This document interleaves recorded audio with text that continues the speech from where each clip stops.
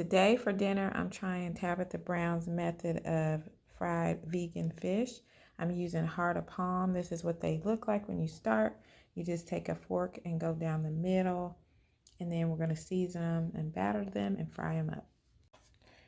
This time I had to get the heart of palm in a can. I normally get it in a glass jar.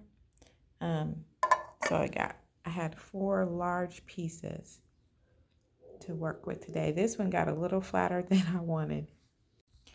Okay, to season these, I have this sea kelp seasoning. I didn't get the nori. The nori that I found was not just plain. It had some other stuff that I didn't want, so I'm going to try this.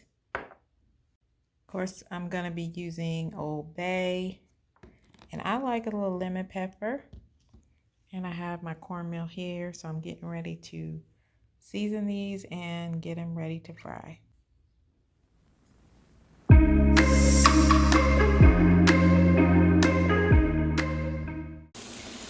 Y'all, doesn't this look like fried fish? I am frying up these heart of palms. I have seasoned them. I have coated them with cornmeal, and I'm frying them up. So this one wanted to act funny on me. It was acting that way from the beginning, but I'm cooking it anyway. And I forgot to tell you guys that I added salt too, a little bit of pink salt in my seasoning. Okay, it's time to taste this. This is done. I wanted to show you guys the finished one, and I'm just going to taste the one that was acting up. And I'm going to put some of my hot sauce on here. And one thing I noticed I really like is the texture of this. The heart of palm, when you get it out of the can, it's a little bit, or jar if you get it, it's a little stiff, but this cooked up nice and tender. It's flaky like regular fish.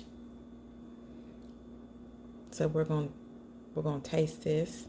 Lord, thank you for this food. I pray your blessing upon it. In Jesus' name.